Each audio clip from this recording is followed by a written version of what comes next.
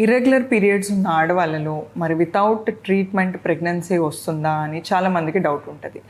మరి ఇది నిజమేనా అని మనం చూసినట్టయితే పీరియడ్స్ ఎప్పుడైతే ఆడవాళ్ళలో ఇర్రెగ్యులర్గా ఉంటాయో వీళ్ళలో మనకు ఓవులేషన్ అనే ప్రక్రియ, అంటే లైక్ ఫాలికల్ రప్చర్ అయ్యి దాని నుంచి ఎగ్ రిలీజ్ అయ్యే ప్రక్రియ న్యాచురల్గా అవ్వట్లేదు అని అంచనా అనమాట. సో మరి అలాంటప్పుడు మనం దాన్ని ఫెసిలిటేట్ చేయడానికి, అంటే లైక్ ఫాలికల్ గ్రోత్ అవ్వడానికి కావచ్చు అండ్ ఫాలికల్ రప్చర్ అయ్యి ఎగ్ రిలీజ్ అవ్వడానికి కావచ్చు మెడిసిన్స్ అనేటివి పెట్టాల్సిన అవసరం ఉంటుంది. సో వీళ్ళలో మనము అవసరాన్ని బట్టి టాబ్లెట్స్ కావచ్చు, కొంతమందిలో టాబ్లెట్స్ తోటి రెస్పాన్స్ లేకపోతే ఇంజెక్షన్స్ పెట్టాల్సిన అవసరం రావచ్చు. ఎప్పుడైతే మనము ఈ ట్రీట్మెంట్ తీసుకుంటూ ఓవులేషన్ ఇండక్షన్ ద్వారా ప్రెగ్నెన్సీని ప్లాన్ చేస్తామో అప్పుడు మనకు ప్రెగ్నెన్సీ అందడానికి ఛాన్సెస్ బెటర్గా ఉంటాయి.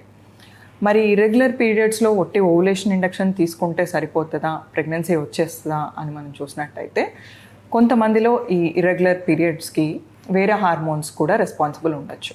ఉదాహరణకు మనం చూసినట్టయితే థైరాయిడ్ హార్మోన్ కంట్రోల్లో లేకపోయినా ఆర్ ప్రొలాక్టిన్ హార్మోన్ కంట్రోల్లో లేకపోయినా కూడా మనకు పీరియడ్స్లో ఇబ్బంది ఉండడానికి ఛాన్స్ ఉంటుంది.